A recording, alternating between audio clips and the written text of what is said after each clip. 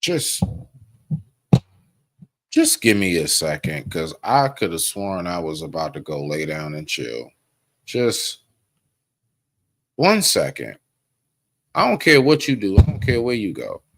You asked for it. You paid for it. Okay. Thank you. I appreciate the money. We're going to get to it. And with that being said, I digress. My mic is muted. Let me get settled. Goodness gracious, because this is a lot for me to try to take in. And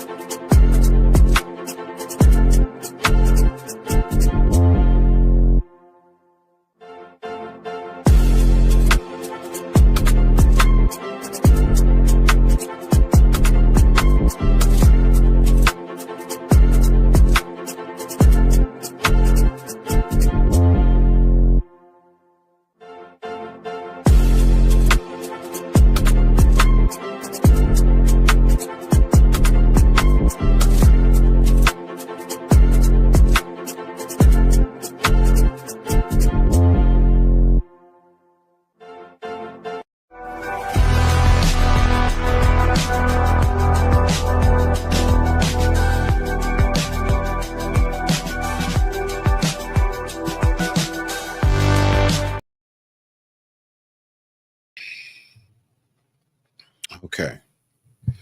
All right, y'all. The time right now is 9:49 p.m. East Coast Standard Time. Um, I have to remember that once I done went on ahead and said to myself, I'm going to make it my obligation to go ahead and be here for my peoples whenever they want me to respond to whatever it is, as far as, things respectfully. I'm not about no other stuff. As a man of honor, I must keep my word, right? It's just tough as shit doing this. It's just, man, it's not easy. I'm very much so a private person. I like to keep my own life rocking and rolling. But I went on ahead and I said to myself, I'm gonna dedicate this to you guys. So I don't have no choice. I made my bed and I must now lie in it. I made my plate, now I must finish it. So what we're gonna do is we're gonna start this off with this right here. We're gonna get into celebrity gossip. Hmm, hmm. Not only that, we're gonna go ahead and we're gonna break down. All right. Somebody asked me for my personal breakdown on the movie Sinners. I haven't seen it. I have not seen the movie. So this is going to be extremely limited. What I'm going to do is I'm going to do the best that I can to go ahead and give you what it is that I can offer on this. Now, what I want to do first is I want to make sure that I set up both platforms. Oh boy. So just give me 1 second on this, right? Rise. All right, y'all. I'm gonna make sure I get man, I'm so brain tired. Um shit. Instagram. Forgive me, I'm sorry. On Instagram. Let's go. Y'all forgive me. I I'm so overworked. All right, let's go. So now what I do is I come back here. All right, let me hit this key in here. All right, back. Okay, we on. Let me just make sure I get this in here. Just real quick. I apologize. All right. Okay, and we're on. So we're going to break down the movie Sinners. apparently everybody is asking me what is my opinion when it comes to the movie Sinners. um People, I guess, are asking me this because y'all are wondering, because the message that I got, the message read, your third eye tapped in. What's your spiritual diagnosis of this movie? hmm. I'm gonna do the best that I can, man. Much respect to the family in the building. Much appreciated, always appreciated. We're actually going to enjoy ourselves on this one. We're going to go ahead and pull up some clips and we're going to get a few things going. All right. Now, what I'm going to do for this one, because I will chill with y'all for a moment, because I just had a $80, $80 Cash App sent, and I have to oblige. That's that's why I'm like, this wasn't just for free. Um, yeah, I get a lot of donations on the back end. And I just want to say I appreciate every last one of y'all. And I appreciate you wanting to remain anonymous. I appreciate you just simply being here. Thank you. Thank you for just being here. It means a lot. All right, let's go. So we're going to start it off with this right here. Before we even get into it, let's listen to what this young man has to say. And I'm going to go ahead and just cut it. Let's rock out. What happens? Like, what do you see when you die? Do you see the light? Do you see those pearl golden chairs?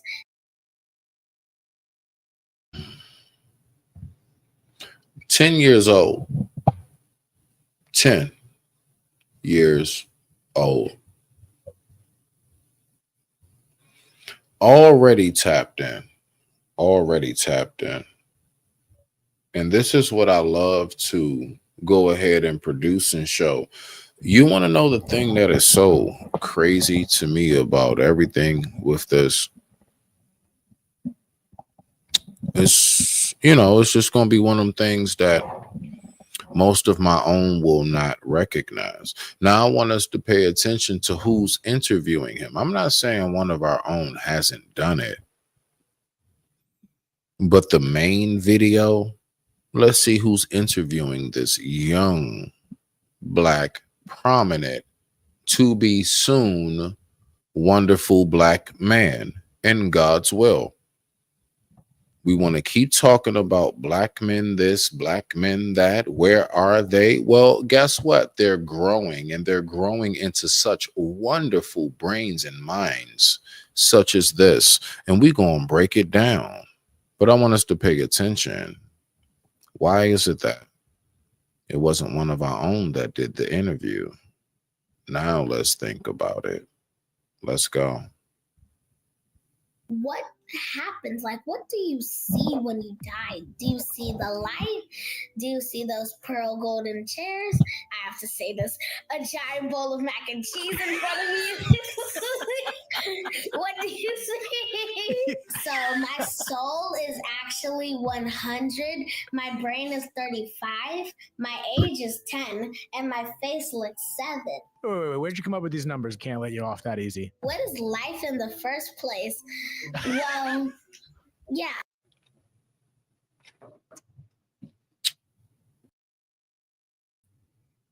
10 years old. 10 years old. Asking a question so profound. 10 years old. Asking a question so profound as what is life in the first place?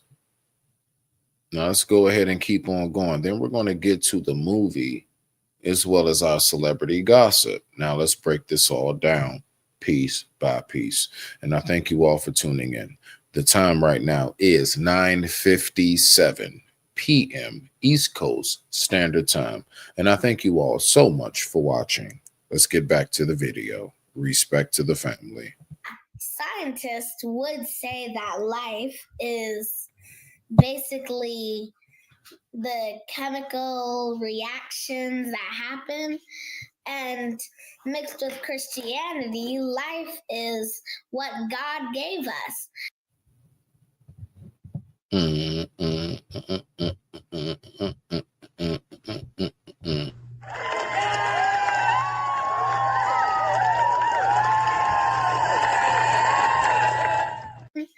And mixed with Christianity, life is what God gave us.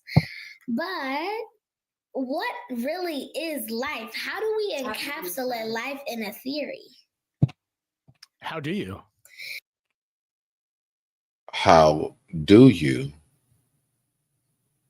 How do you?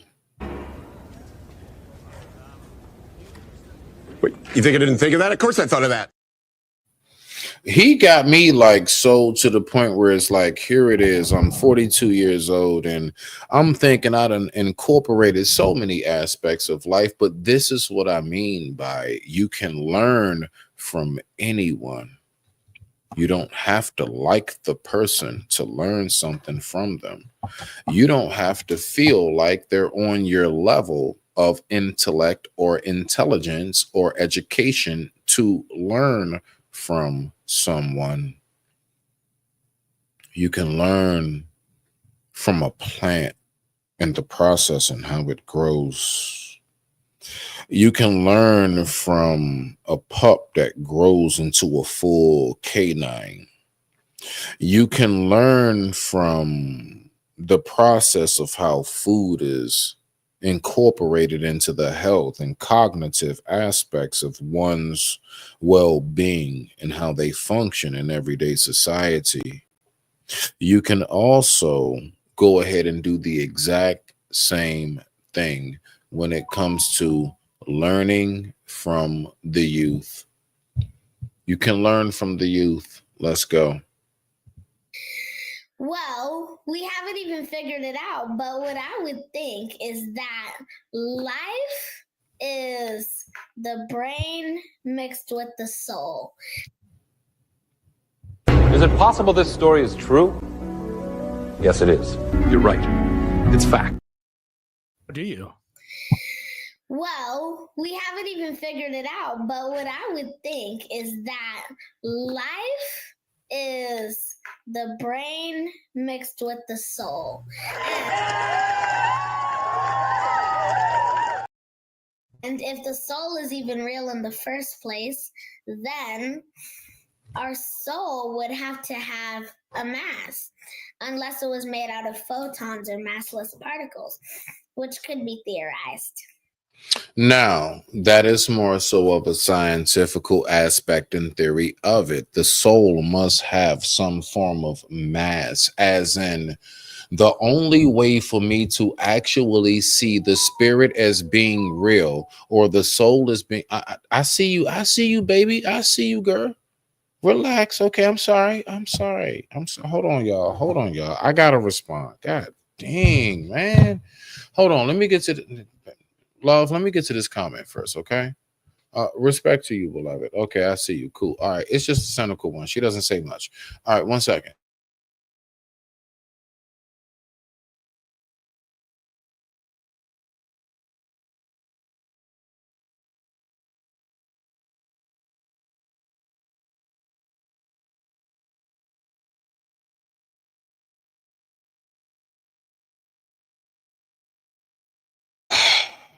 Forgive me. All right, so let's go ahead and get back to it. And with that being said, I digress. My mic is muted. Let's rock out. Now that's we just started the conversation and I'm already blown away. So first of all, thank you, Sean. But in regards to the conversation with the soul, is there? I know you just mentioned it a little bit, but is there anything in quantum physics or science beyond what you just said that gets us close to even possibly understanding if soul is real? Bam, right here where I stopped my particular clip, in which I did purposely and strategically because I knew I wanted to talk about this. And then we're going to get to the meat and bones of it, but let's just get warmed up into the night. And with that being said, I digress. My mic is muted. The time right now is 10:02 p.m. East Coast Standard Time. And I thank you all so much for watching. Let's rock out. Well, there is a quantum theory that unifies quantum mechanics and relativity called The Fusions of Consciousness. It claims that consciousness itself is fundamental reality and that us being alive generates the universe. And what do you think? I like it. What do you like about it? Oh, well, I like how it eloquently describes that consciousness is reality. But if consciousness is reality, then how come it isn't like a lucid dream and we can imagine things into reality?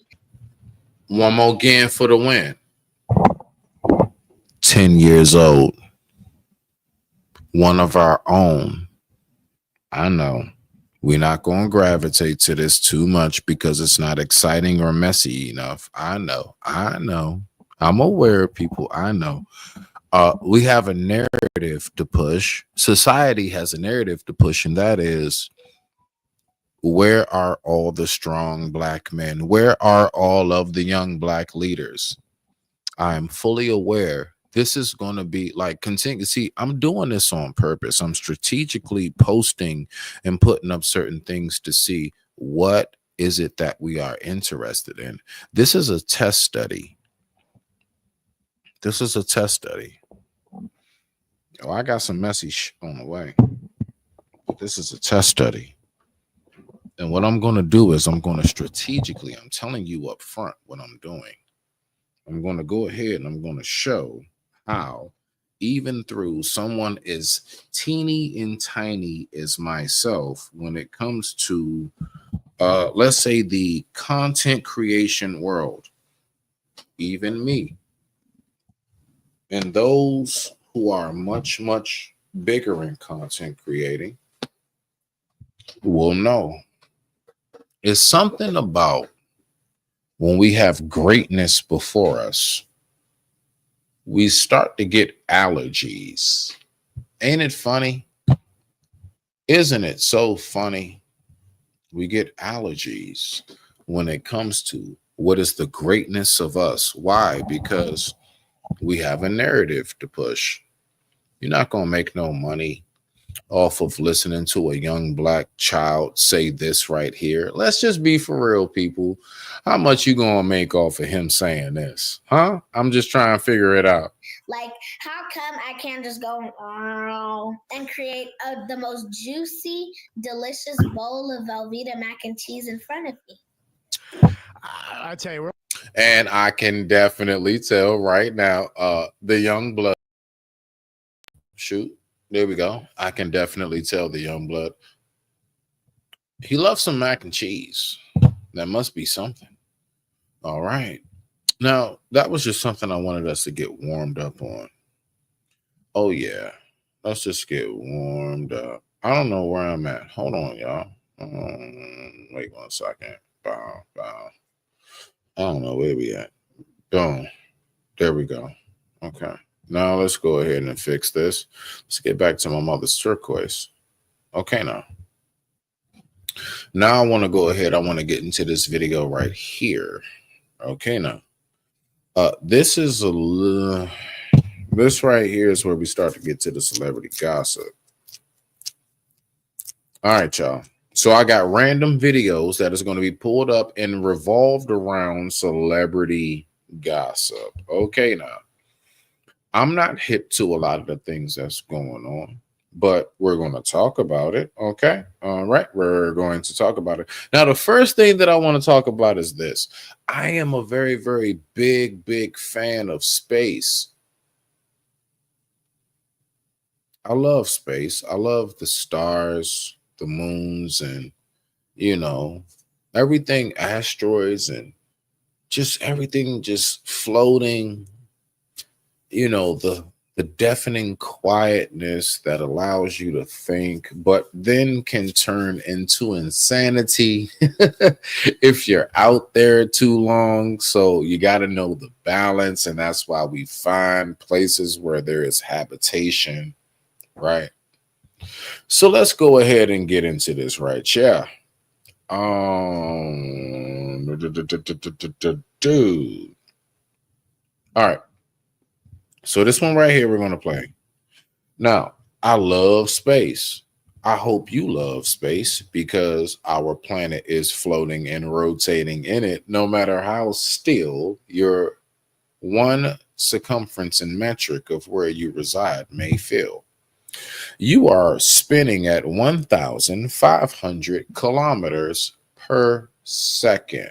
Now, take that into half. 1,500. I don't know. That's like roughly around 700 something, 500 something, and somewhere in between miles per second that the earth is spinning, right?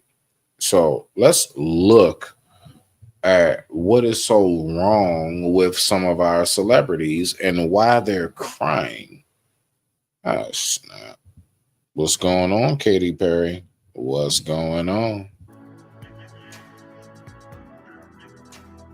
In what is quickly becoming one of the most bizarre and damning scandals to rock the space industry, global space experts and scientific watchdogs have unleashed legal fury against pop superstar Katy Perry and tech billionaire Jeff Bezos.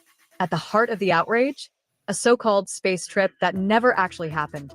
According to a blistering lawsuit, the trip was a complete fabrication, a publicity stunt masked as innovation, and one that, according to the plaintiffs, has severely damaged the credibility of genuine space exploration efforts. The accusations are scathing and direct. All right. So let's go ahead and get into it. Now, this is the one thing that I know about space. This is the one thing that I definitely know about space travel. I've never been there before. Well, maybe in my mind, off of, maybe in my mind. Once upon a time, I did travel to space. But you know what I know about it through just, my own personal study. It's just the every average day Joe in life when it comes to space travel.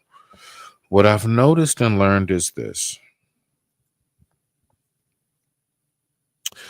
Space travel is something that you have to have vigorous training on. Okay. So while I speak to you, I'm going to pull this up just so we can help further break down exactly what has been taking place, right? Let's go ahead and let's look at what has been taking place. All right. So, all right. How do you prepare for space travel? All right. So now that we have this typed in, all right. So boom. Okay, y'all. So we're just going to go ahead. We're going to break this down piece by piece ourselves. Okay. So let's see what we got. Let's just see what we got. All right. So boom. You know what? Oh man, this is great. This is great. I think this is the perfect video. All right, y'all.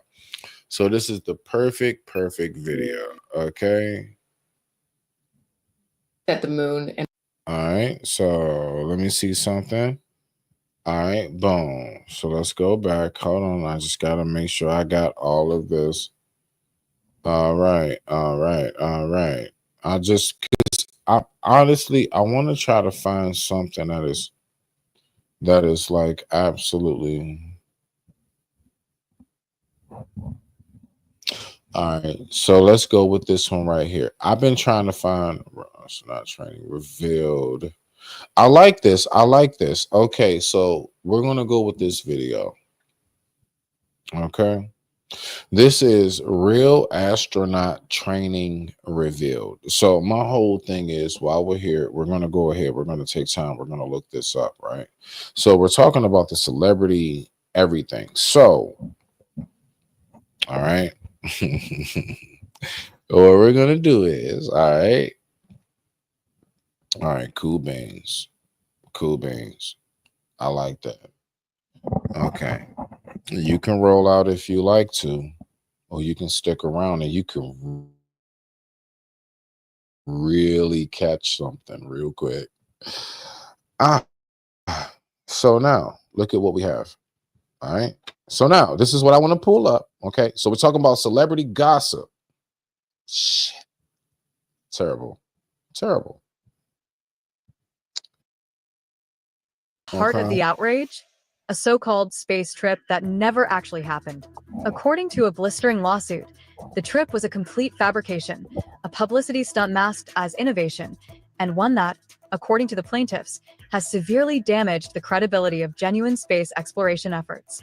The accusations are scathing and direct. The lawsuit, filed by a coalition of top aerospace scientists, engineers, and former space agency officials, claims Perry and Bezos orchestrated an elaborate hoax under the banner of civilian space travel, while selling it to the world as a monumental achievement. But behind the scenes, the plaintiffs argue, the entire spectacle was a pre-filmed production that never even left Earth's atmosphere. What makes the situation explosive is not just the alleged fakery, but the high-profile nature of the parties involved.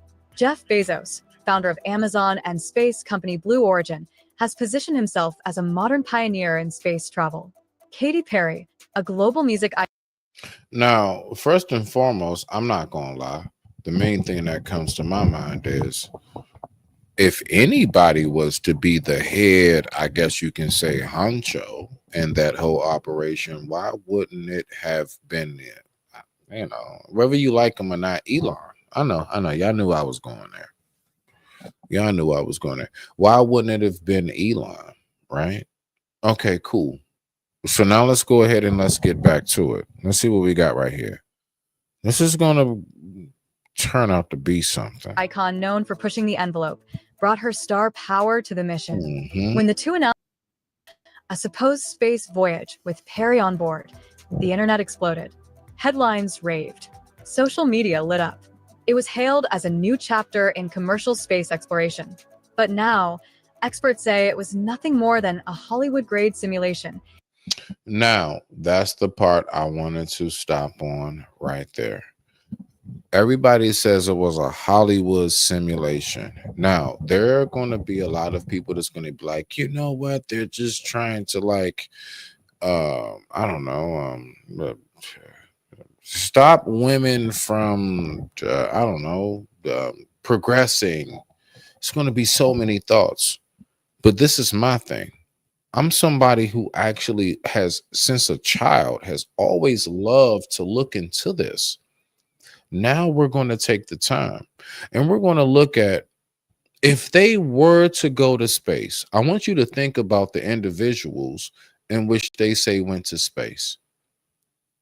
All right. Do you not know what it takes to go to space? What you think this is like one of those you just gonna hook up a bungee cord? Do you think this is like a parasailing? What do you really think it takes to go to space? So we're just gonna take our time. I'm gonna let y'all know right now. I just might be here till about 2:30 in the morning. Oh, this is about to be one of those 4 hours. Yeah, it's about to be one of them. I got paid to do so. I'm on the clock. It is what it is. When you all go ahead and put the request in, I will oblige. Thank you for the donation / investment, because you really just invested. Most people want you to just donate. I just want you to invest, because when you invest, you get something back out of it. That is how true business mindsets work. Peep game, people. Stop asking folks to donate. You should ask them to invest. Free game. Let's get it. What does it take in order to make it through space? Have you ever wondered what it takes to become an astronaut?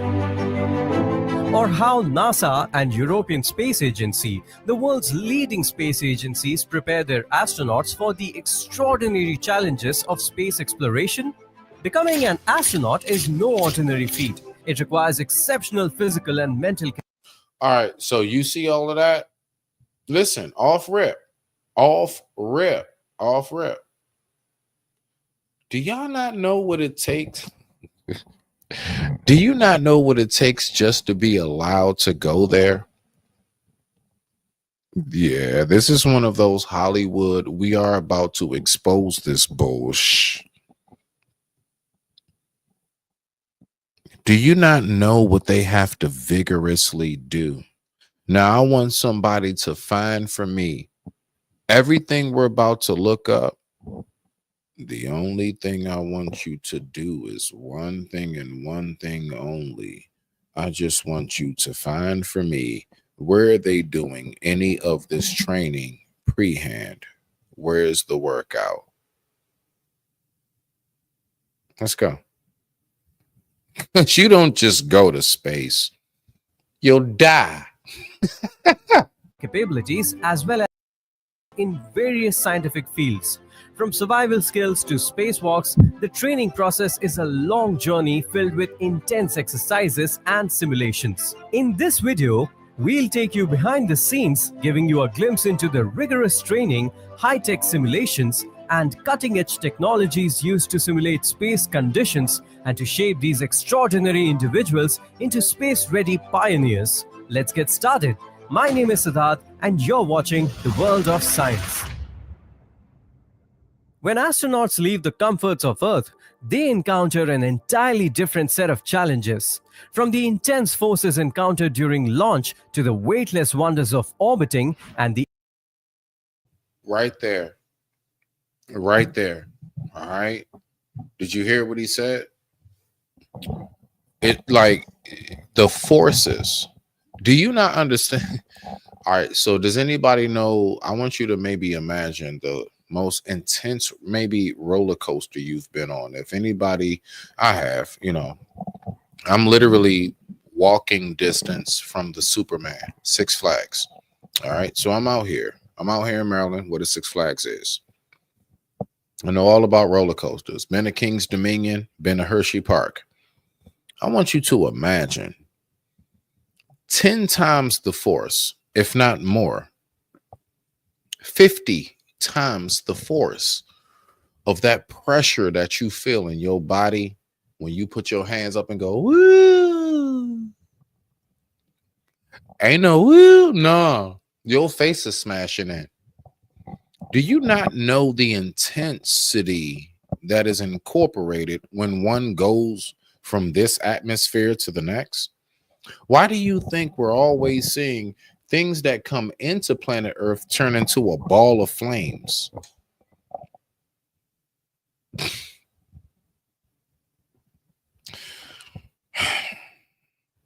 So they just went to space and was like, yeah.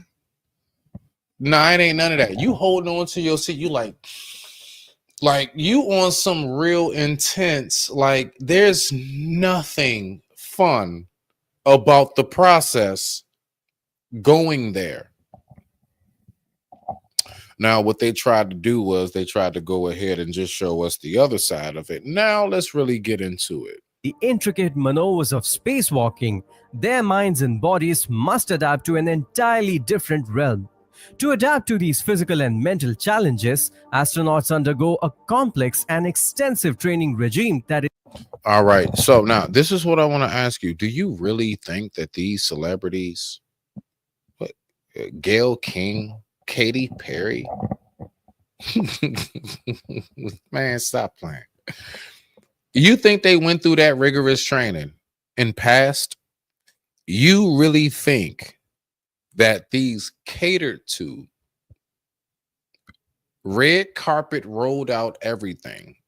You really think just one day they were able to just click and go through that intense training and make it through it?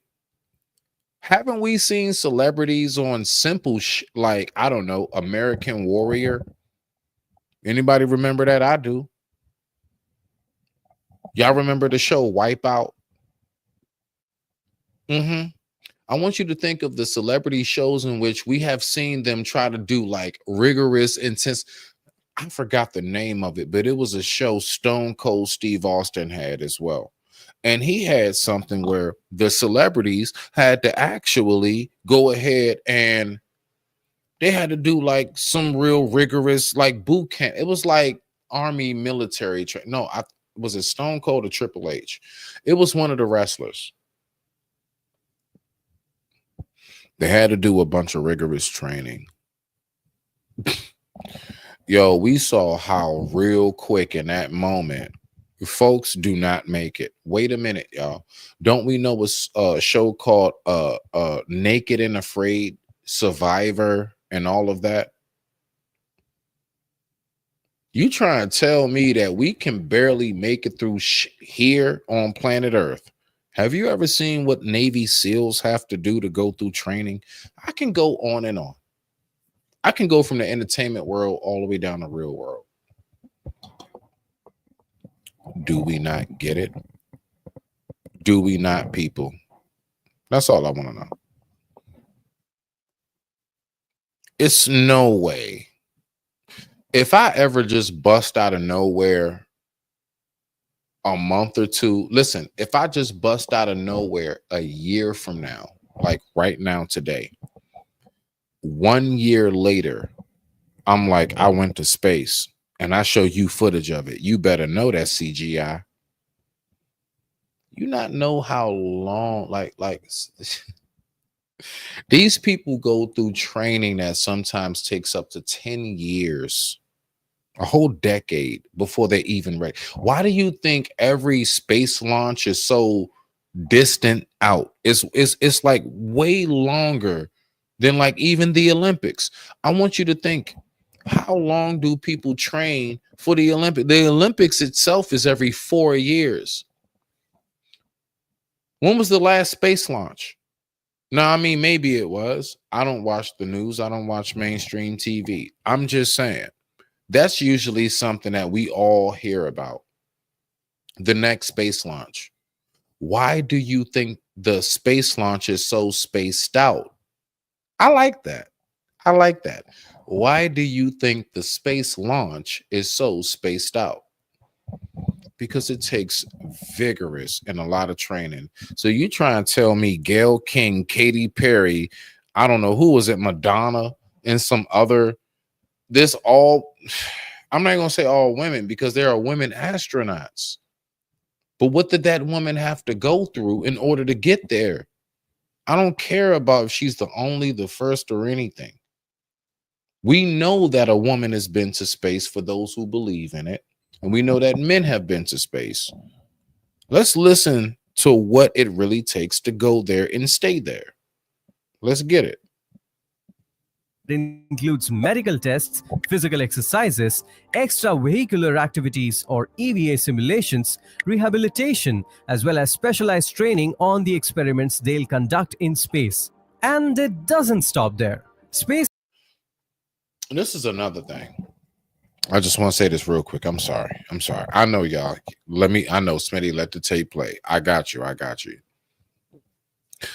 Do you not know how long of a process just the safety factors? Because you got to recognize something. This isn't like being in an airplane on the atmosphere of Earth. This isn't like going deep down in the sea. This isn't like traveling through Antarctica. You left the planet.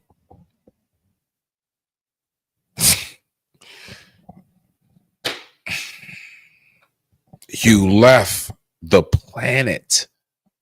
Do you not know the safety measures that are involved in leaving the planet? That by itself can take a whole year. Just them training you on what to do in case we can't get to your ass and now you starting to float slowly off towards Pluto. I think we need to think about something right now. And with that being said, however, breaking news, breaking news. Space agencies also utilize virtual and simulation systems to prepare for various scenarios and develop effective strategies to overcome any obstacle they might encounter.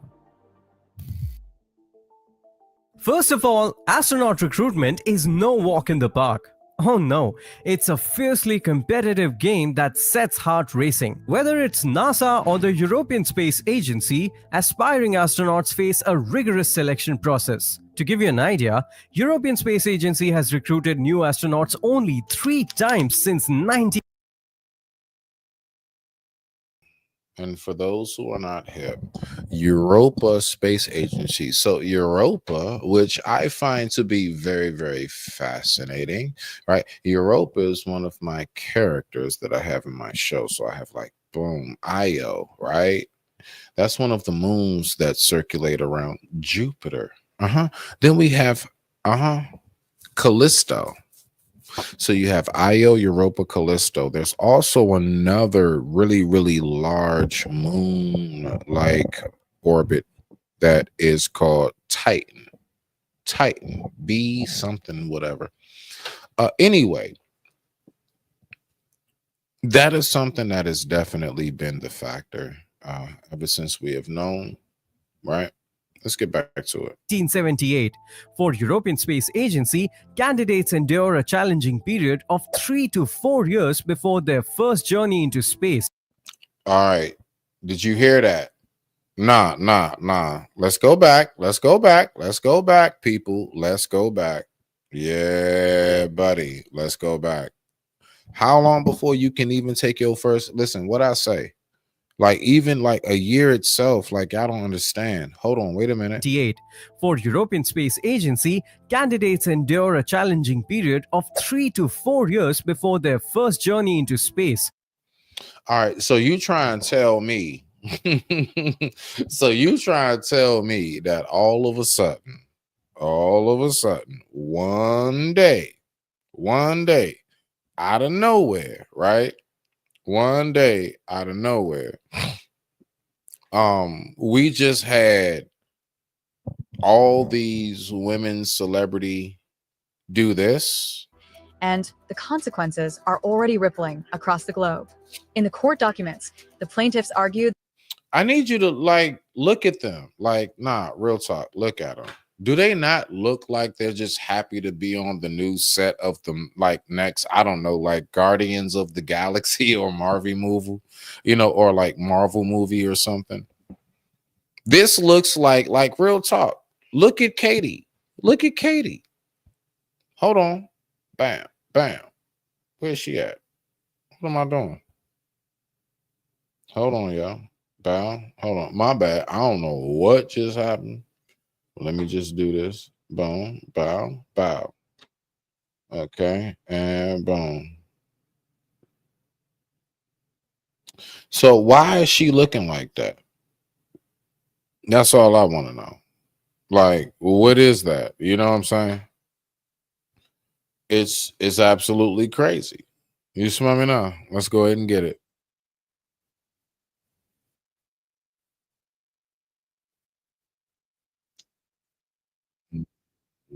Accused Perry and Bezos of deceiving billions with a carefully crafted illusion that not only misrepresented the complexities of space travel, but actively damaged public trust in legitimate space programs. The tone of the lawsuit is less legalese, more thunderclap. This was not a flight. The filing reads, Now, I want you to look at that, okay? Listen, I'm not downing anything. I want us to make this clear.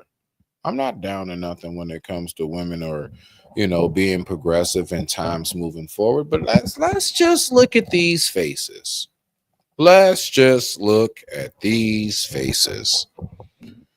Does that look like the faces of folks who have been everybody hair is perfectly styled?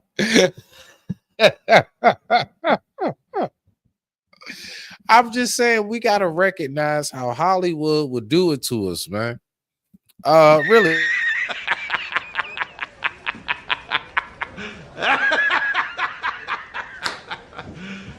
You serious? Are they really? Like, do you really think that those faces there?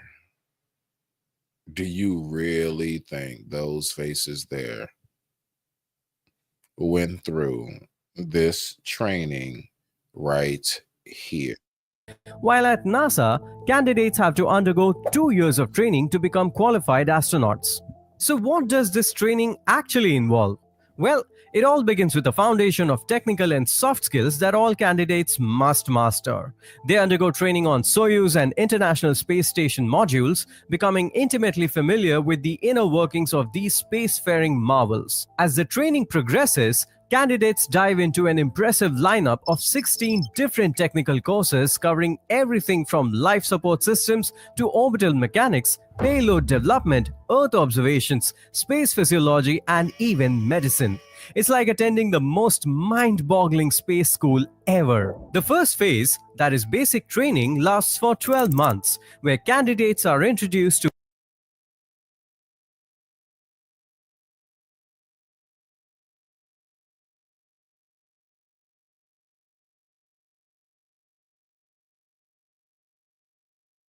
Sorry. I'm sorry. I was on mute. Thank you, computer. So basic training is 12 months, and you're trying to tell me you want to convince me that somehow or another they were able to complete that. Interesting. Now, I'm not talking about in 12 months or if they could. I'm just saying, you really think they did? You really think they did? Seriously? Like, really? God have mercy upon us. to basic concepts of spaceflight, rocket propulsion systems, space station systems, spacewalking, and survival techniques. Now, this is why I'm showing this. It's a reason. I know y'all like, Smitty, why are you? No, real talk. You got to get it broken down. Do you not know how much you yourself have to know? Like, let's say something goes wrong. You need to know every single control module, like every button, everything that they say. You need to know this. You're not going to tell me for a second that Gayle King, Katy Perry, and the Asian chick from the all-female Ghostbusters cast was able to navigate a spaceship. I'm sorry. Listen, there are a bunch of men actors. Let's say it was Michael B. Jordan and a host of other people. I don't know. They didn't look. They got some OGs up there. They got Wesley Snipes. Look. They got Morgan Freeman. You know what I'm saying? Like, let's just say they had a plethora. You know, matter of fact, let's even throw in Michael Eric Dyson. Let's even throw in the actual guy from the science realm himself. Let's throw him in there. If they don't know what to do if goes haywire, they will die. As in, they will cross over. They won't be here with anything. They will drift off into space, and one day we'll just have this iconic story about how one day 5 celebrities went into space and never came back. Oh, do y'all not understand how difficult it is to like function military equipment just from a computer base where we are? And you talking about operating and navigating an entire vessel. Listen, I need y'all to understand something. They themselves, like coming back, they have to coordinate something. The Earth is spinning extremely fast, all the way down to coordinating the landing. You're talking about something that's spinning so fast, you got to catch it. You got to right pinpoint catch it. Nah. Nah, it's not real. It's not real. No. So let's just go ahead and let's get back to the last bit of the celebrity gossip video before we move on to the next one, okay? Because I want to definitely break down this movie Sinners. I have some footage that is available as far as, you know, a corresponding aspect of it, and I'm just going to give my piece on it. So let's see what we got, okay? This was the But let's just go ahead. I'm just going to give this, I don't know, I'll give it a minute and 1 minute 33 seconds. Maybe you caught on to that. Let's rock out. Let's get it. theater. Destructive, disingenuous, and disgraceful. The alleged fallout is massive. Scientists and space communicators are reporting unprecedented levels of skepticism from the public. Social media has turned toxic. School children who once dreamed of becoming You know what? Now that I'm looking at it, that shuttle doesn't even look. That looks like something they shoot off into space and is not supposed to come back. You know, like throwaway phones. I don't. Like what Superman and Goku landed on Earth in. Like it's a one-way. Like that looks like a one-way vessel. The vessel itself doesn't even look like something that is a round trip. For those who tap in and for those who actually peep things outside of, oh my gosh, it's my favorite people from TV. Now, I think we need to look deeper into it. Let's go. astronauts are now questioning whether space is even real. The credibility, the plaintiffs insist, has been fractured, and not just for Blue Origin, but for NASA. Leave it up to some damn celebrities to further leave it up to the celebrities to further, because we already have a hard enough time trying to convince the other half of the world that the world is not flat. Now we got to deal with, have we ever been there before? Thank you, Hollywood. Thank you. Thank you for nothing. SpaceX, and every other entity involved in the push towards space exploration. And it doesn't stop there. The lawsuit also points fingers at the media, accusing several major outlets of failing to do basic fact-checking before running the story as breaking news. The plaintiffs argue that the complicit media fanfare helped. You really thought that the news was going to take their time and actually get the proper story? Whenever has the news given us the proper and correct story? We've always found out what the real story is outside of they behinds. Let's go. Help solidify the lie, making it harder for experts to reclaim the truth once the cracks in the story began to show. It was, they argue, a coordinated deception, a manipulation of public imagination for profit. I'm sorry. Is it just me? Have you ever seen a spaceship that's gone to space and came back that looked like that? Let's go back. I'm gonna pull it up. Okay. Right here. Okay, here we go. Hold on. Boom. Right there. Right. Hold on. Where we at? Right there. Bow. Okay. So this right here, right? Okay, so boom. Nope. I'm sorry. I want you to look at that. Now, one, you know what's funny? I don't want to say what male body part it looks like. I'll let you take your time on it. So we got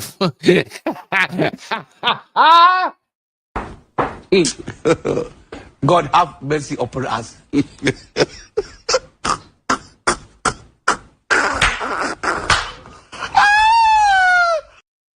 shit. Oh man, it just hit me. Why is the shape? Oh man. Oh shoot. So we got ah shit. They shot off into space in a big dick.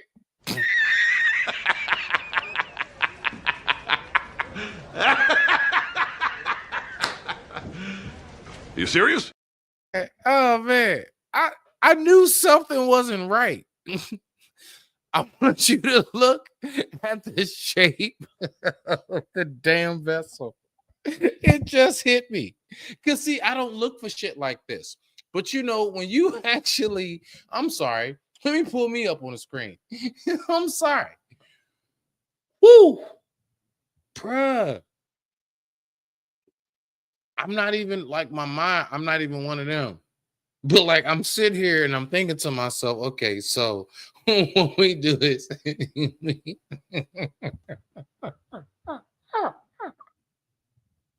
oh shit. So what we do is we shoot off into space. And we got and we got all these chicks. I know y'all can see them. So we got all of them, right? We got all of them. Look at them. Look at them. Look at them inside the spaceship. And their inside was basically a giant Johnson shooting off into space, which they never did. Which they never did. Out of all shapes, have you ever seen any space launch where the ship look?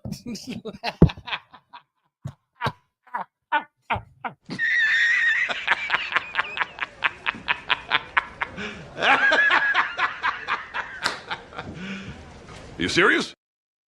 Man, this is funny. This is funny. They didn't fake shot 5 celebrity women off into space in a giant aluminum Johnson.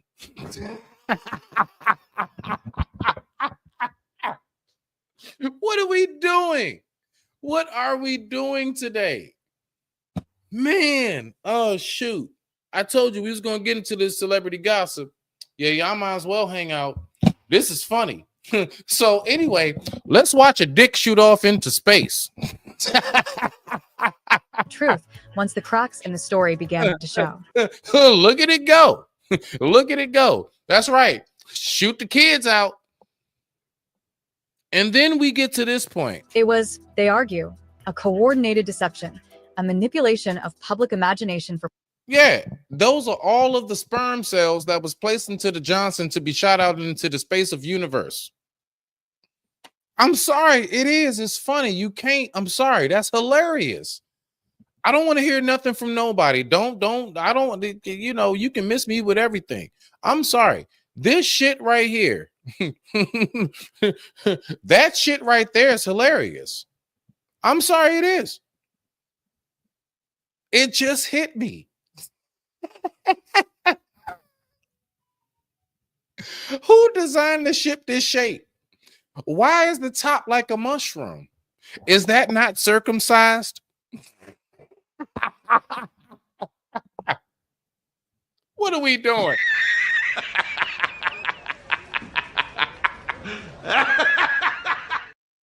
Bruh, you gotta laugh at it. You gotta laugh at it to keep from looking at the world as super crazy. Hollywood just shot a giant dick into space. Congratulations. Congratulations, Hollywood. Bruh, I'm lost right now. I am so lost.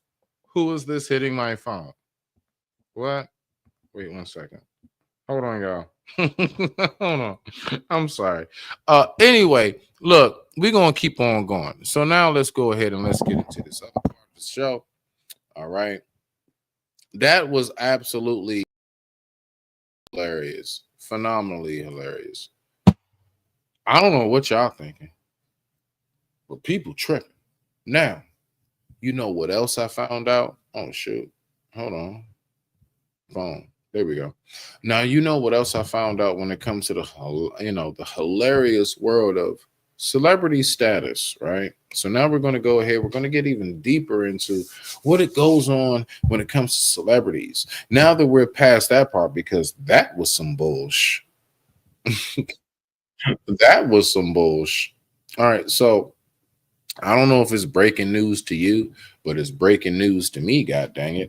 All right. So let's go ahead and see what we got right here. Apparently, there's another member that's been added to the Diddy list. Are you surprised there's another member added to the Diddy list? I'm not surprised, but I would say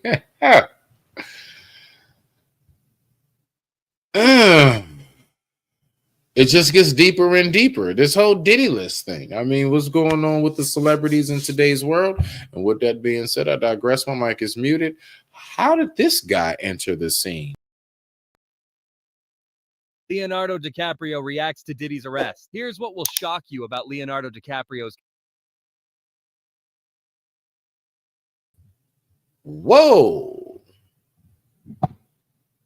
connection with Diddy following his arrest. Sources have been buzzing about DiCaprio's connection, as he was a regular visitor of Diddy's party, and the diddler himself even said Leo was his favorite party guest. And I'm sure that's probably not public information yet, but who's the person that's number one on that invitation list? Leonardo DiCaprio. And I can get on that list, Yes, right? without a doubt, you are invited. That is so generous of you. Cheers to that. See you at the White Party.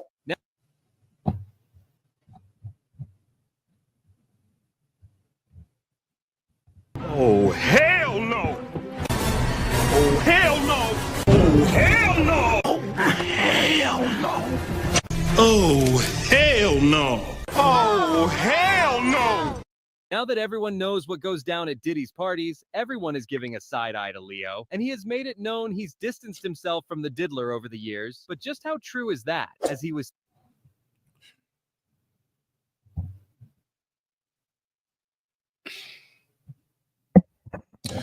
I haven't even heard niggas call. I don't know. Maybe we have black people. Do we call him the diddler, or do we just still say Diddy? They done came up with a whole nickname for the guy.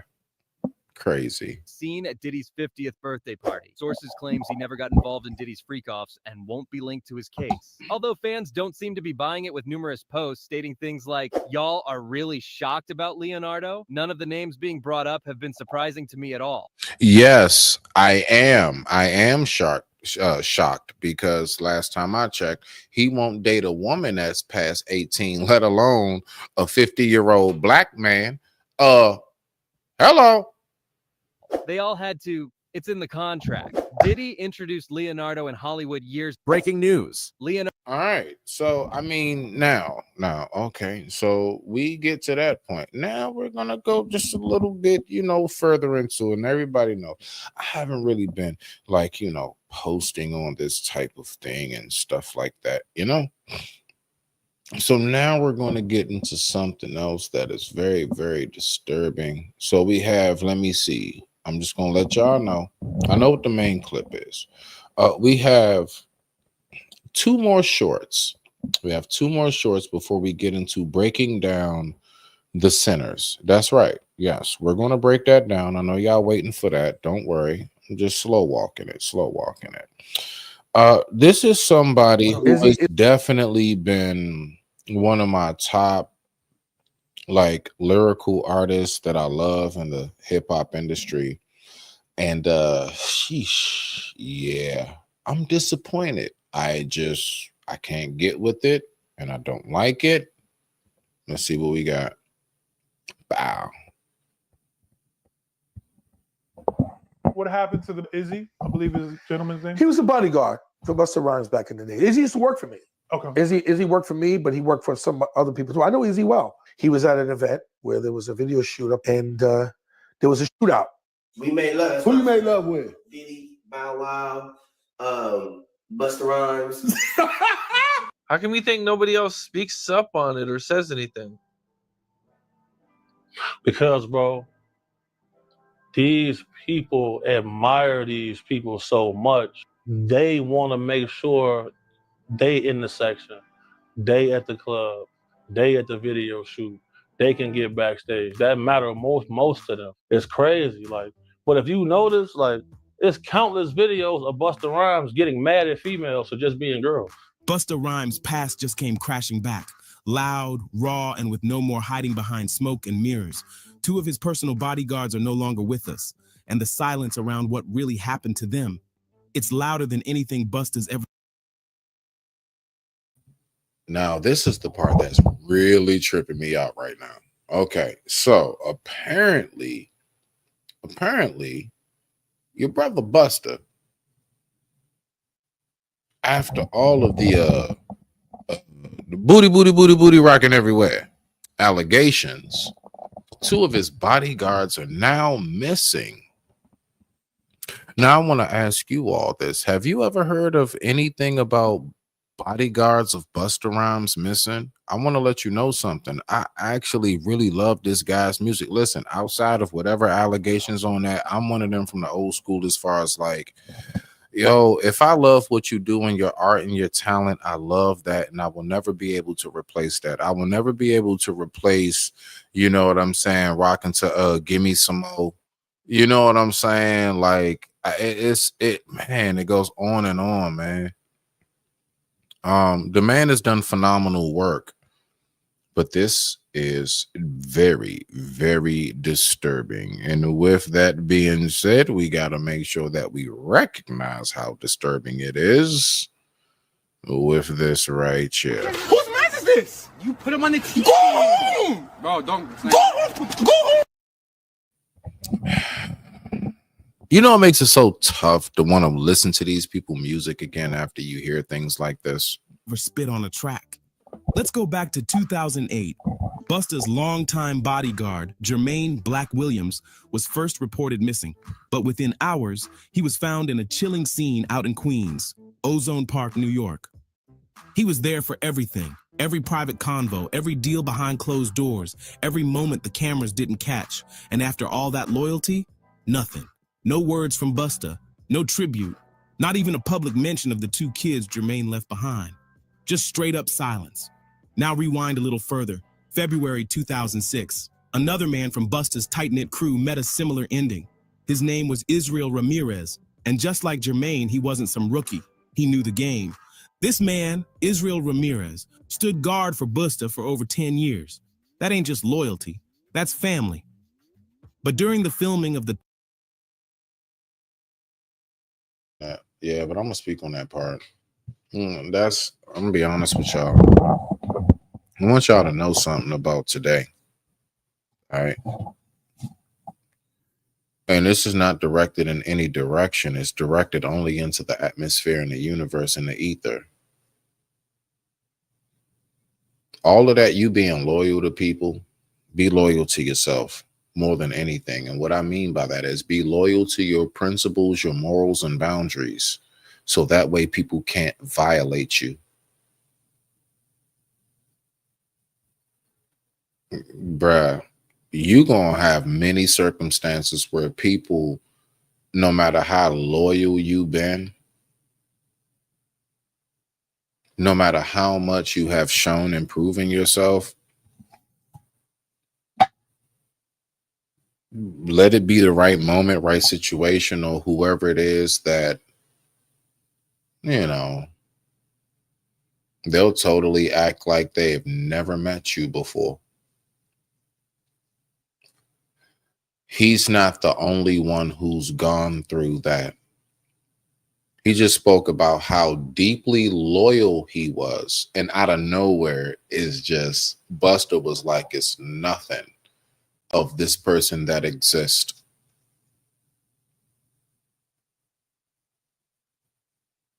This will stay up. This live will stay up, and it will stay into the ether. It will go nowhere, whether you see it now or whether you see it later.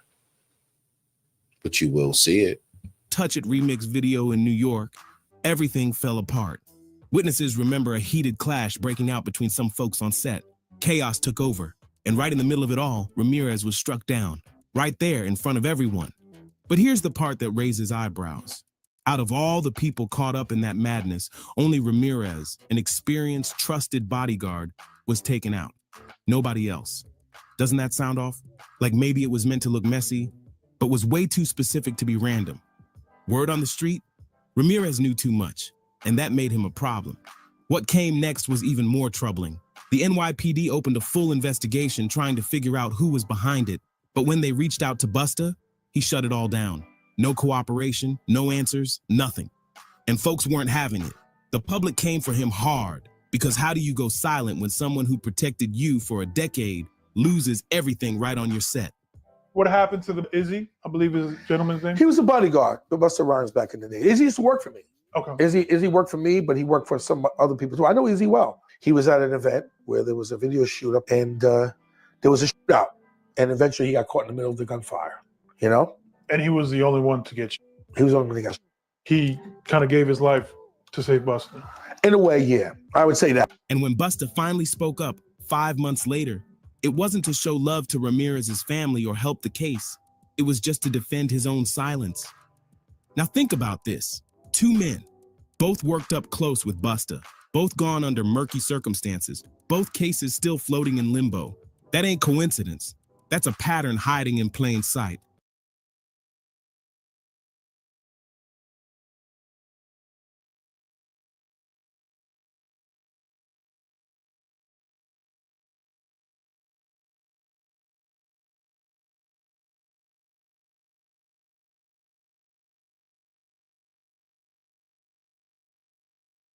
My bad, y'all. That is what I wanted to speak on when it comes to the pattern of hiding in plain sight, right? When it comes to those who have been in our faces all this time. And so I get it when certain people say, damn, it's just really hard to recognize when somebody is genuine, authentic, or what we would call real, right? In our face. It's difficult. It's not an easy thing to navigate nowadays, considering how easy people will fool you. People will fool you into thinking that they are actually what they say they are. Terrible.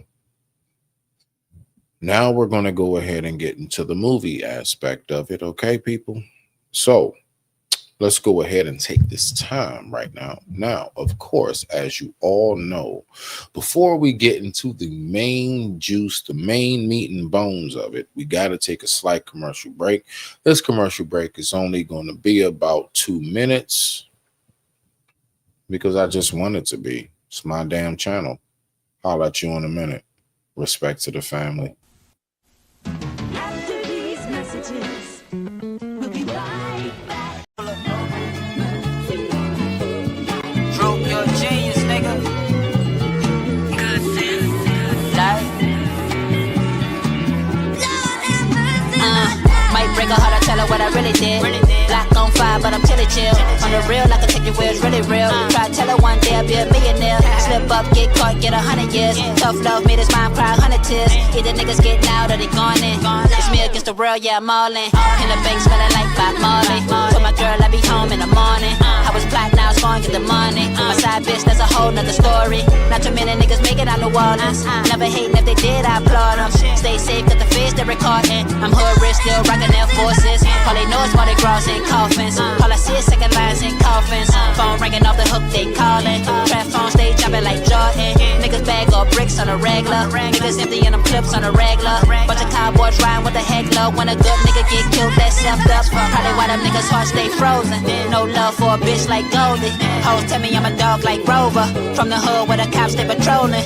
Glenwood with the rats and the roaches. Call a plug, get them packs up in motion. On the block with the snakes and the vultures. Broke a tree, yeah, my life a roller coaster. Back to the hood like I never left it. Cops pull us over, X 21 questions. Living up in hell, wonder will I get to heaven. Lost in the sauce, ass God for directions. Late with the bill, granny gave it to the reverend. I don't give a fuck, feeling like Machiavelli. Trapped in a trap man, trapped in a belly of the beast with them young niggas selling. Route. Same old shit, just a different day. Wake up, get dressed, make another play. Nigga looking for the villain, I've been in the cut, chillin', plotting on $1 million, tell him that I'm on my way. Smoke a 3 grand blunt, take the stress away. Made a 10 grand jug just yesterday.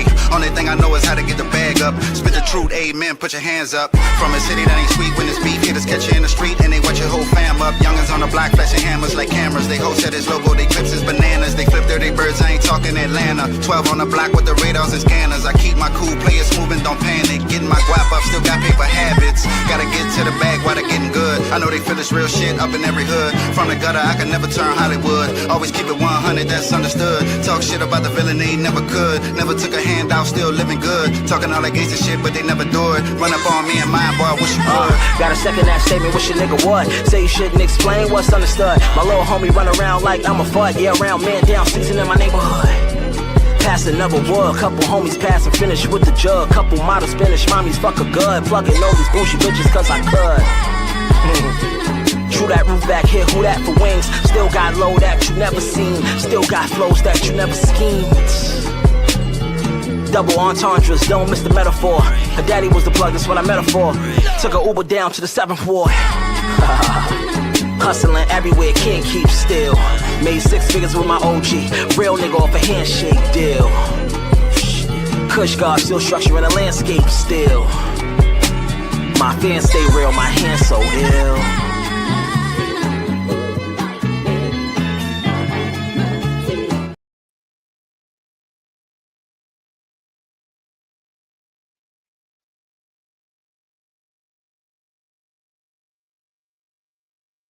Sinners, the brand new horror movie. In this video, we will be diving straight into its deeper themes and symbolism.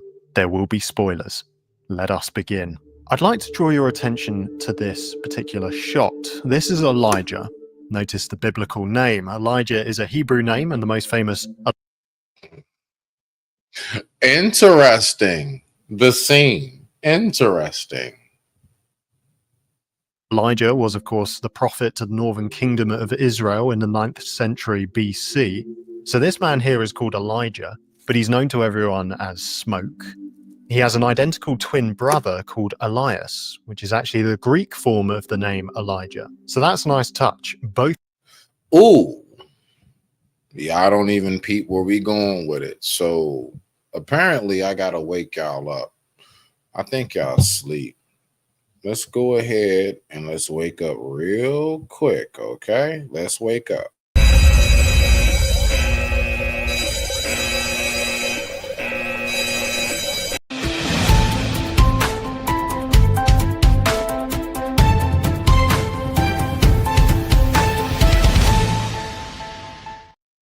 These men are effectively called Elijah, and Elias has the nickname Stack. Together, these two are the Smokestack twins, notorious figures who served in World War I before working for Al Capone in Chicago. And the kind of setup for the film is that they have returned to Mississippi to set up a club. Now, this particular shot occurs in the third. So the ghost has returned. It's a game I love to play. It's called The Ghost of Tsushima. Sounds similar in its concept so far.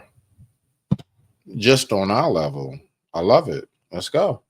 Act after Stack has been turned into a vampire and kind of vanished. So this is Smoke on his own. And notice he's wearing 2 necklaces, as he has been for much of the movie. One is a coin, 2 coins actually, but they're hanging from the same chain. So when they line up, it's hard to tell. And an identical necklace with another 2 coins belong to his twin brother, Stack.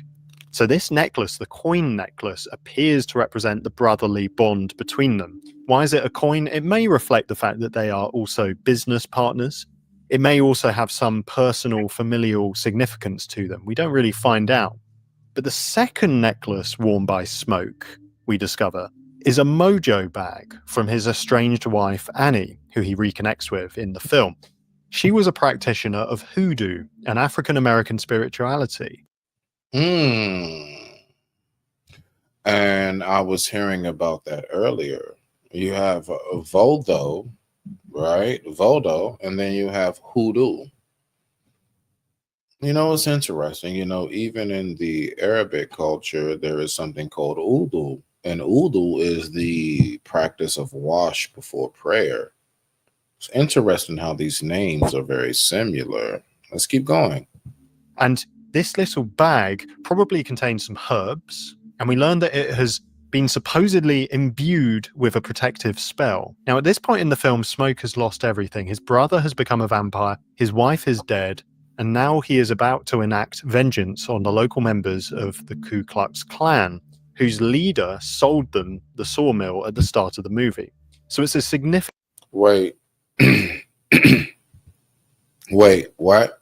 What? Hold on. His wife is dead, and now he is about to enact vengeance on the local members of the Ku Klux Klan, whose leader sold them the sawmill at the start of the movie. So it's a significant moment. He has nothing to lose. And what he does with the 2 necklaces is notable. He removes the mojo bag necklace, perhaps. Now, I would say that by itself is significant to our, let's say, strife of life. Period. majority of our existence ever since, I guess, being here on this Western plane for the most part in this format in which we are describing tonight, we've always had a circumstance in which we feel like we don't have nothing to lose. Like, you know what? That's why we go so hard.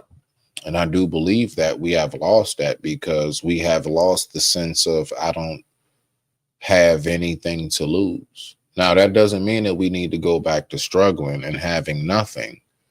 But I do believe that it was a certain amount of heart and just a burning fire, desire that was inside of us once upon a time that we had that we no longer possess. I'm going to say it, myself included. Is organic and earthy as I try my best to stay, I would really be going through it myself back in this time. Would I be able to make it better than the average person of today? Yeah, I would say I would fare out a little bit better, but I wouldn't be happy at all. Not at all. Not after PlayStation 5 and Wi-Fi and central heating and air and like laws that protect me and things of that nature. No, I would not be able to just go back to this. And this is why I even say we are not our ancestors. And this is a perfect example of why I say that. And I spoke about it on a live stream once upon again. Let's go ahead and get it. I digress. My mic is muted. Let's rock out. The point is that he has now come to terms with the death of his wife, or he doesn't want the protection of the mojo bag, which he might not even believe in, for the battle he's about to fight, because he knows it will be his last. So he removes the mojo bag, the necklace associated with his wife, and as he prepares the guns, he produces Stack's coin necklace, the one identical to his own, which he took from Stack's body after Stack became a vampire. But he doesn't put Stack's necklace around his neck. No, it hangs beneath the gun as he goes into battle against the KKK. Now, what are these theories behind it? Now, I want to ask you guys a question. Now, I want us to think about this. Now, I had a show that I did earlier, and I was talking to a good buddy of mine, right? I shout out to, you know what I'm saying, Brother Pastor. So I want us to go back to something, all right? Because it's right there directly in the beginning. It's like the first, I don't know, maybe 30 seconds or so. So let's go ahead and see what we got. Right here. All right, so boom. So I'm gonna go ahead. I'm just gonna play this. All right. What did he say right here? Let me pull this up. Bow. What does he say? Hey, play that back one more time. Carmelo Anthony stuff there. No, go back further. You can only hide in the darkness. So like when the sun rose, yeah, and all the vampires died. But you know, there was also some Carmelo Anthony stuff there too, with the stake in the heart. And all these guys stabbing people in the heart with this wooden stake, you know. So anyway, it was what? That was ignorant as hell. That was ignorant as hell. Y'all got it. Y'all got it. I'm like, y'all got it. That's some ignorant shit. And they just go sit there and let him say that.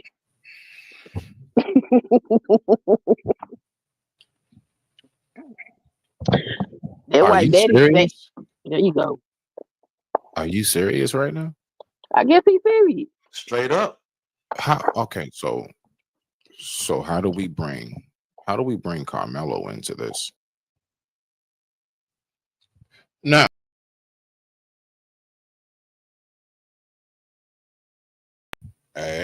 there we go. I don't know. It's moving slow. So that was from earlier. So we were speaking about the movie earlier, and somehow or another, racial comments got all thrown into it. Now we're going to go ahead and go back. All right. Now let's go ahead and flip right back to what we were looking at. Okay.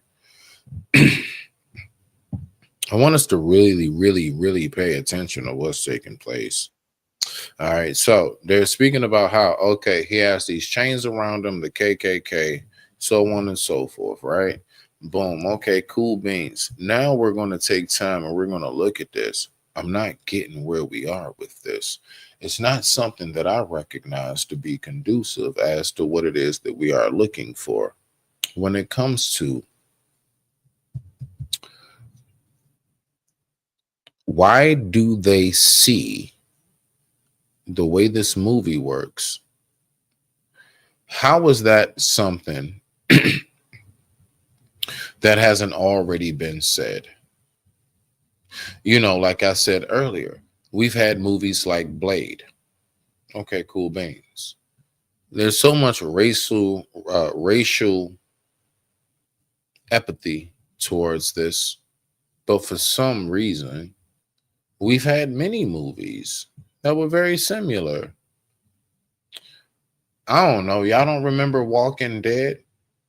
That was a whole TV series. There were plenty. You don't remember the chick with the black chick that had the locks and she had the sword? Well, what did she go around doing? So that's what I want us to pay attention to. I want us to really pay attention to what it is that we're looking at and how we actually take time to describe these things, how we look at it in its entirety. And I just want to know, what is it about this movie in particular at this particular time that has people just so up in arms? That's it. What really has everybody up in arms? Let's go ahead and keep going. Let's rock out. The time right now was 11:13 p.m. East Coast Standard Time, and I thank you all.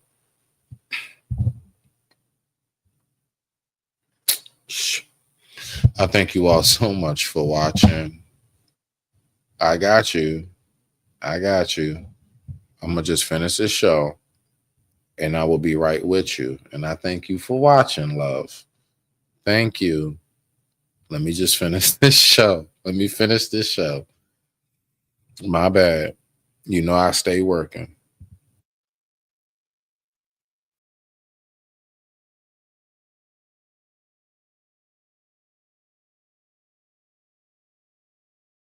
Changing of the necklaces to reflect the final steely resolve of this character. And already we have a lot of spiritual ideas floating around. Let's back up. To my mind, the movie depicts 6 main religions or spiritualities. There's the hoodoo of Smoke's wife, Annie, as already mentioned. There's the vampirism itself, which comes with a certain perspective of reality, as we shall see. There's the religion of the Choctaw people, a Native American people. In this film, they are depicted as vampire hunters, which is kind of cool. And then Christianity is depicted in this film. Lots of the residents in this area are churchgoers. Grace, a local Chinese shopkeeper, wears a cross around her neck. Then there's the KKK, which is obviously an extremist hate group, but it is a religion in a sense, an appalling religion. It has its own theology, it has rituals. And then the final spirituality in this film, I think, is blues music. Now that might sound surprising, but the opening narration tells us that in many cultures, music is treated as a thin place between earth and the spiritual realm.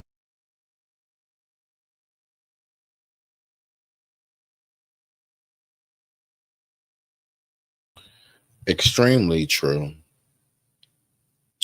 In the church, what is the number one instrument? The organ.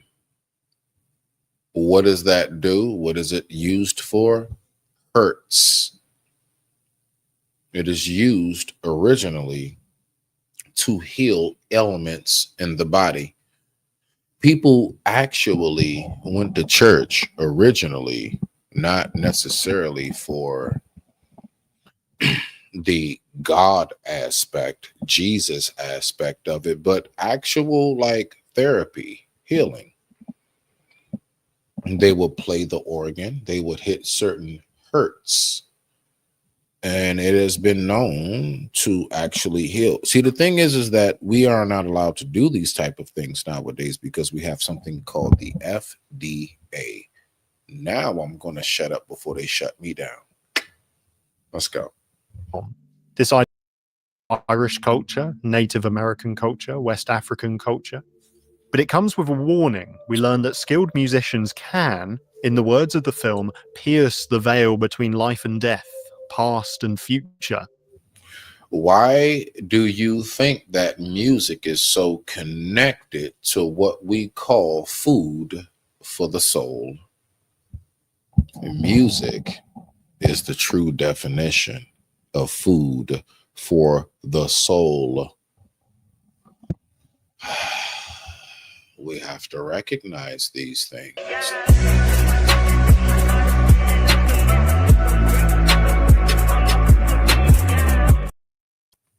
And that brings people together in a profound sense, but it can also act as a gateway for dark forces. So in the film, music, and especially blues music, is seen as a very potent cosmic force. Its impact stretches beyond the comprehension of even the most skilled musicians. To create this sort of music is to play with fire. It's wonderful, but it's also dangerous. And the spiritual journey that the film is most interested in is that of Sammy. We first encounter him at his father's church. His father is a pastor, and the two of them are discussing the Bible passage to be preached. Fair use, fair use, fair use, fair use. This is for educational as well as entertainment purposes only. Much respect. Thank you, YouTube. I want to educate my people on the definition of what this movie possibly could mean. Nothing more. The following day, it's 1 Corinthians 10:13. No temptation has overtaken you except what is common to mankind. And God is faithful. He will not let you be tempted beyond what you can bear. But when you are tempted, he will also provide a way out so that you can endure it. And this is a really interesting passage to bring up in a film called Sinners. In that verse, the Apostle Paul is making the point that God will never put you in a position where you can't not sin. There's always a way out. And part of what we need to be saved from is our tendency to give in to temptation, even possibly.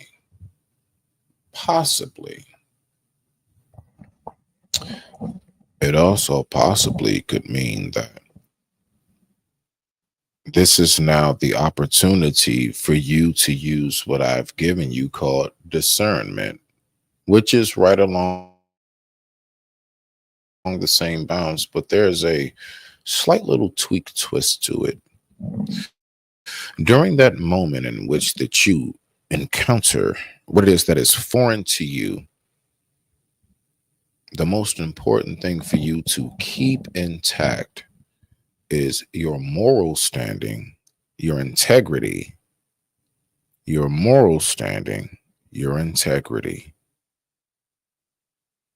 You're going to have moments in life where you're going to be challenged to see where do you really stand. You know how we say if you don't stand for something, you will fall for anything? Take it there. Now let's keep going. Respect to the lamps.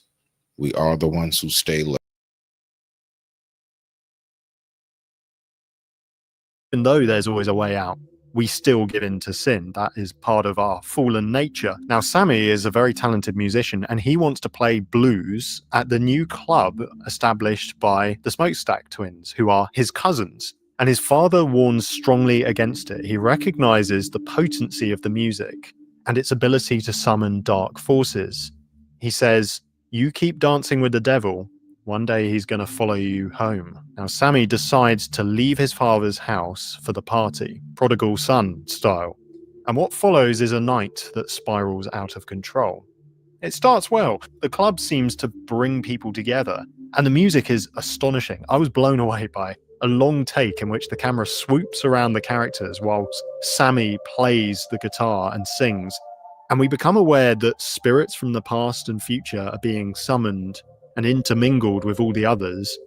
There's a man with an electric guitar, and its sound bursts in like a bolt from the blue. It's an instrument that doesn't yet exist from the perspective of the characters. And this scene blurs the boundary between dream and reality. In the vision, the building catches fire and burns down around the dancers. Possibly.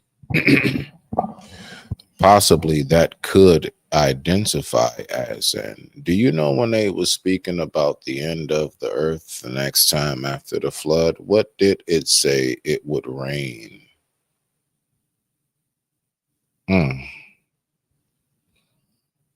Now, I need us to recognize something. Possibly a lot of what is being seen right now could be the symbolization, the symbolism, the metamorphic, the metaphoric, the metaphoric example of what will happen during the end times. People will be in a state of rejoicing. People will be in a state of absolutely indulging. And we will be doing this while there is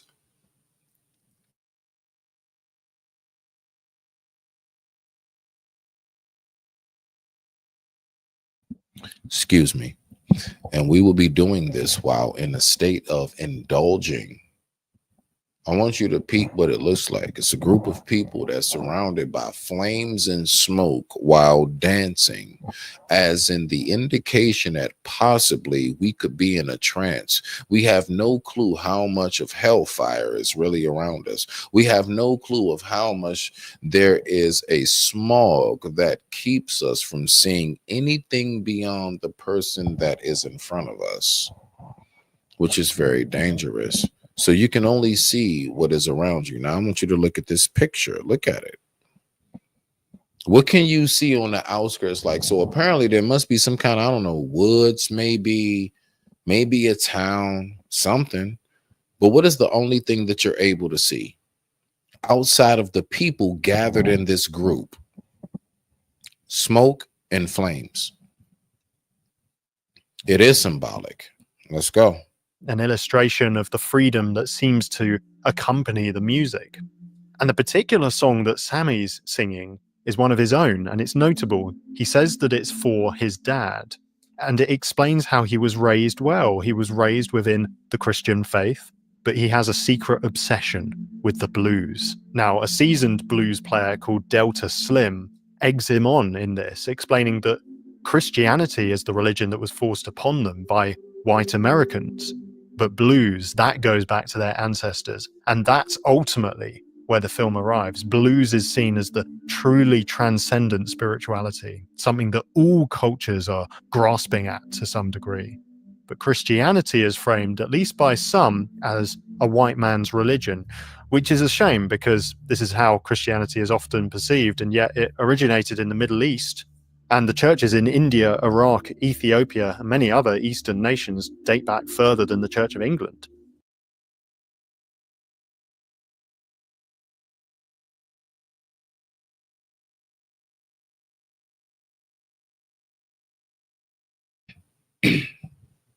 Forgive me, I was on mute. What I find fascinating is when we try to describe exactly what came from where and when. Why do we keep denying the fact that the tectonic plates, right? And so the tectonic plates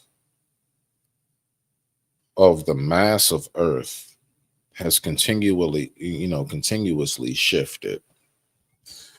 So, all right, we could say the motherland is Africa, but him saying like, oh, this started here or there, I guess we will go by what it is that we're able to document and record at its earliest form. I would give that precedence. But I will also keep into account, and I will also keep in the back of my mind, we don't know where that started because we don't know who did what when, because so much has been either burnt, destroyed, lost, reconstructed. Okay. We're not going to act like what it is that we know today is exactly what was back then. Bro, we don't even have the same ingredients to KFC chicken today from the original Colonel. All right, let me say that again. We don't even have the original KFC ingredients. Does it still exist? Yeah, it's around. It's there. When you eat KFC today, that's not what KFC was when the Colonel was living. It was actual real like mama's fried chicken type. Like real fried chicken.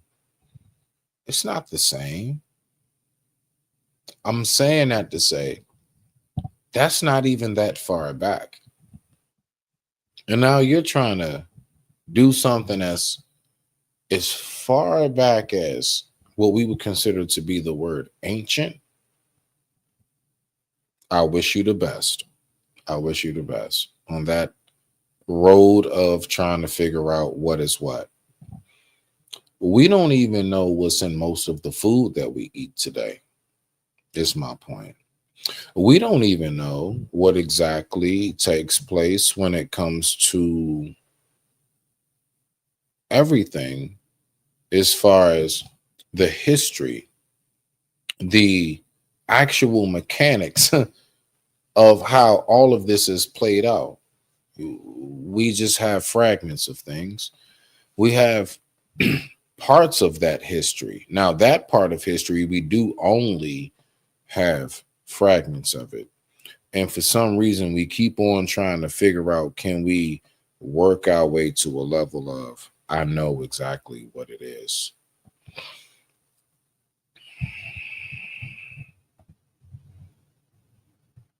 So Christianity is not a white man's religion, but I appreciate that given how it has been twisted and used to justify exploitation throughout much of America's history, there is baggage associated with it. So Sammy, known as Preacher Boy, is now doing what he loves. He's playing the blues.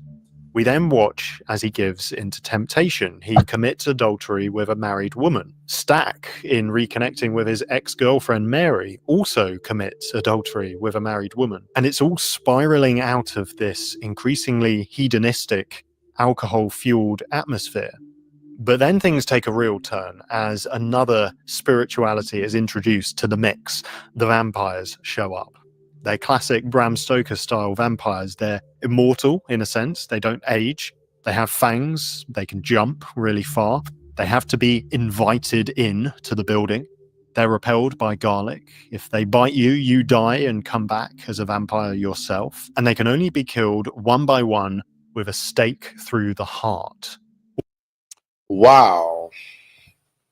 Now, that means that you can only address the problem directly. Watch this. Vampires can only enter if you allow them in, as in the energy and the spirits that you allow into your life can only enter if you allow it. To destroy it, you have to drive a stake through the heart. What is that a symbolic to? That is symbolic to the fact that you have to attack your problem directly, aka grab the bull by its horns. Let's get through the last bit of this. Or sunlight. Now, here's what's interesting. They offer a kind of false salvation. They say, let us bite you. Let us make you into vampires. And you will join us in our musical community of love, free from the oppression of the world, free from the racism of people like the KKK and others. A kind of eternal life, a kind of heaven on earth. That's what they're claiming to offer, but it's a false promise because these reanimated corpses of the night are a far cry from the biblical idea of resurrection. I was discussing the film with my friend Rory afterwards, and he said that this is quite reminiscent of Genesis 4, in which God says the following words to Cain: sin is crouching at your door. Quite literally in the film, vampires are waiting at the door to this club, and the person they want most is Sammy, the master musician.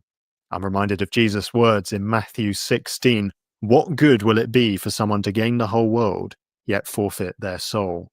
Or what can anyone give in exchange for their soul? And Sammy seems to recognize this to some degree. For a moment, he regrets not heeding his father's advice. He believes that the devil has indeed found him in the form of these vampires. And to become a vampire, to join them, would be to sell his soul. But sadly, in the ensuing battle, lots of people get converted into vampires against their will, and Sammy is confronted by the original vampire, Remick, in the nearby waters. It's a kind of perverse baptism, this scene. Remick repeatedly dunks Sammy in the waters, desperate to make him a vampire.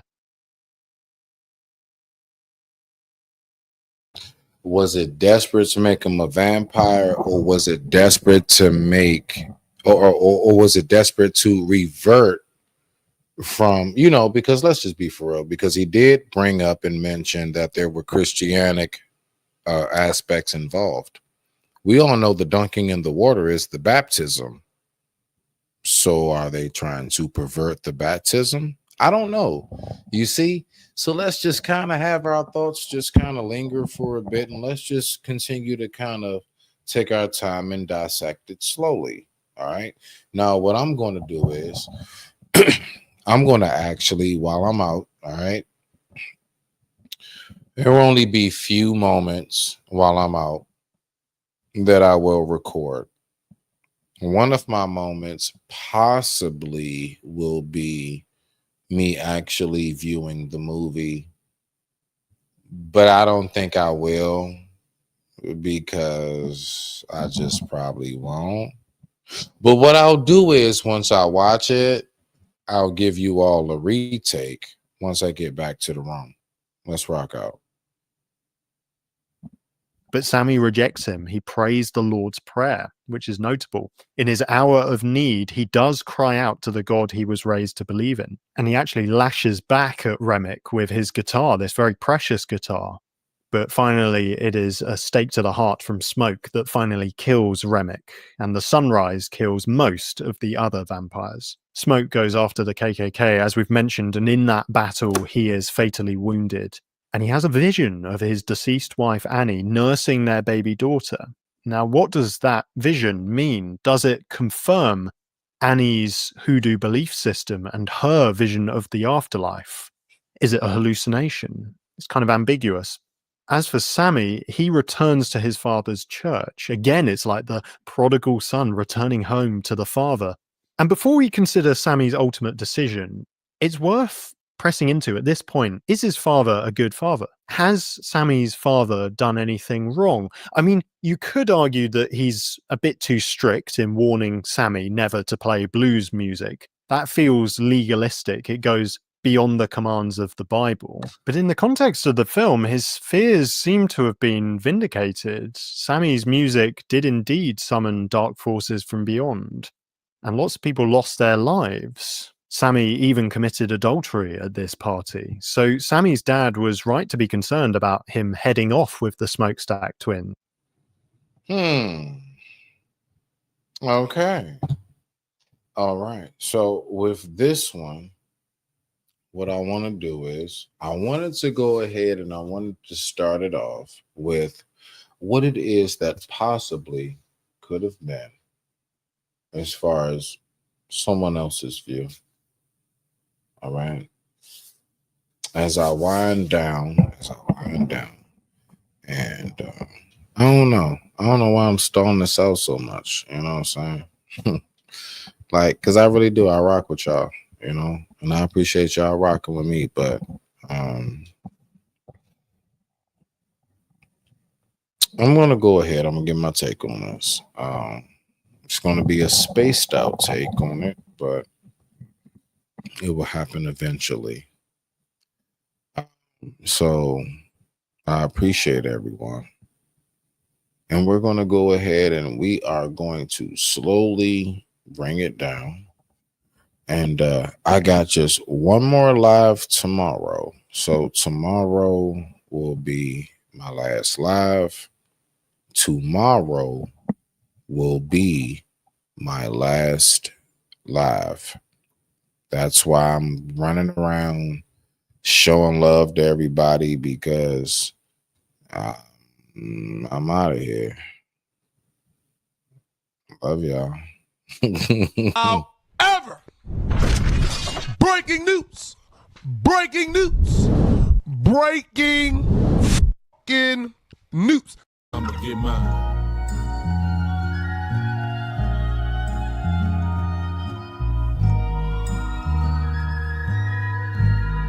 Get yours, nigga, cause I'ma get mine. Today gon' be a good day. Jack gon' keep it playing from the Genesis. As I'm blowing dope, being broke, my only nemesis. Remember when it wasn't all good, I used to reminisce. Felt like I was going through hell with no deliverance. Niggas throwing salt in the game, condoning ignorance. But when it's really in you, not on you, we know the difference. Nigga ain't no willing and dealing, we really killing shit. My brother passed a shooter like Luca, he gave me sentences. Nigga, I was Dennis before you knew what a menace is. Now I just spread love to these bitches, ho, I'm a feminist. Way they running back to the dick, they think they Emmitt Smith. No real player gon' break it, that shit be imminent. Yeah.